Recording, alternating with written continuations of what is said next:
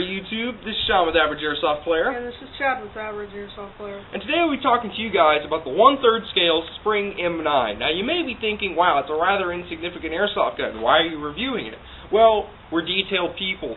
Anything airsoft, no matter how expensive or how cheap or how minor it is, we review it for the person that does want to know. Because I tend to even look up these things out of curiosity. I get frustrated because I can't find any good reviews, if any. But alright, let's move on. Chad, where did this airsoft gun come from? Well, we bought this at a flea market. It costed about $2. Usually at evic.com you can buy this for $1. There's a link below for buying it at evic. And also, well, it's just one of those tiny little airsoft guns that I thought maybe we could run around the backyard, get like 2 of these, me and Sean, just have a tiny little airsoft battle. Yeah, that's pretty much what they're designed for. And one more thing about statistics. It's an all-plastic airsoft gun. And what is the feet per second, Chad? About 100 feet per second. Yeah, roughly 100 feet per second, because I've looked at 2 places and both of them said 100 feet per second. Now another thing, because we do not have the unboxing since we did this video on another SD card, the information got corrupted, so we don't have the bag that came in. If you go to your local flea market, you'll see this gun.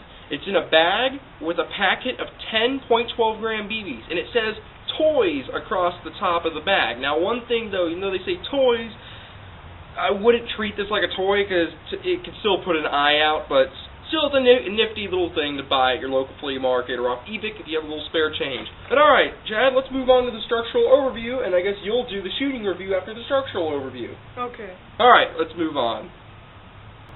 Alright, now onto the structural overview of the 1/3 scale generic spring pistol. Now, this is an all-plastic airsoft gun. What do you think you're going to get for that price? Well, I'll work my way from the bottom of the magazine to the top of the muzzle. First of all, this is an all-plastic 8-round magazine. Right here is a little hoop, so you can attach a little sling. I have no idea why you'd want to do this because it's just a fun little cheap pistol. But you can have it slung to your side. Plastic grip. The grip, both grips do pop off, but there's really no reason to do so. There's no advantage or upgrades for them. That little button there I'm pointing at is the magazine release. You push it, you drop your magazine. There's a plastic trigger guard. There's a little grip surface here, I guess, for a better grip, so you can kind of have 2 hands secured on the pistol. Plastic trigger, a non-functioning slide catch, a non-functioning safety, and a non-functional hammer. The rear sight is not adjustable, a plastic slide, and a plastic front sight that's not adjustable, and a plastic outer barrel, which is all orange and plastic, as you can see.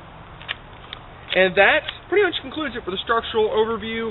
There's not too much wobble. There's a little bit. I had one similar to this a long time ago. They don't last real long. They probably last, if you're careful with it, a couple months.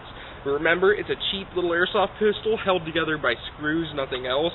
So you're getting your $2 worth or $1 worth just to go shoot your friends or shoot each other in your room. Now onto the shooting review. Now onto the shooting review. First of all, we need our ammo. So we press this button right here to release the magazine. Then we put the BBs inside this magazine, which is a small 8-round magazine, so it requires 8 BBs. And we just load them in like this, and just put them in and go on until you got 8 BBs. Okay, now we got our BBs loaded. We insert it inside the gun and pull back the sliding jacket to chamber a BB. Now we're ready to fire. We will be firing 5 test shots at a target exactly 20 feet away with .12 gram BBs, and the target will be 1 foot by 1 foot. Alright, let's begin. My brother will call hits and misses. 1 hit. 2 miss. 3 hit. 4 hit.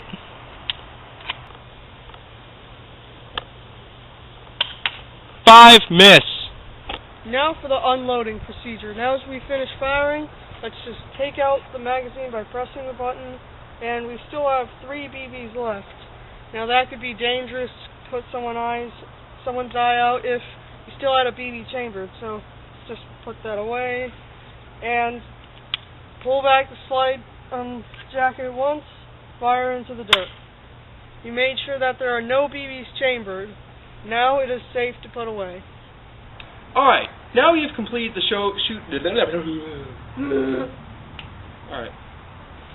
Alright, so now that we've concluded the structural and shooting overview, Chad, give us some final notes on shooting. How to do accuracy-wise.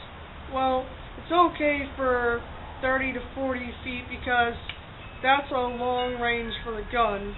20 to 10, 20, 30 feet, it's actually pretty good because for a man-sized target, you don't expect much from a little pistol for $1, $2. Yeah. I think it's worth it for the money.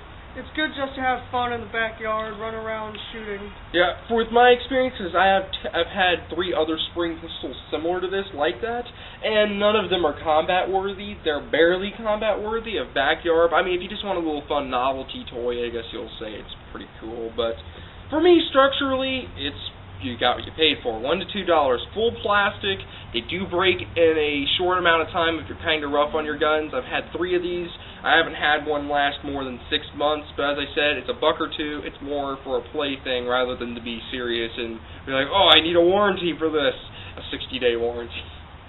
That's stupid to have. But alright, pretty much I would say recommending, not recommended for combat, but recommended for fun. As we said, there's a link for it below at evic.com. You can also find it at your local flea market in a toys bag, as it says. It's a bag and it has a few BBs. It says toys on the top. But just some wrap up before we go.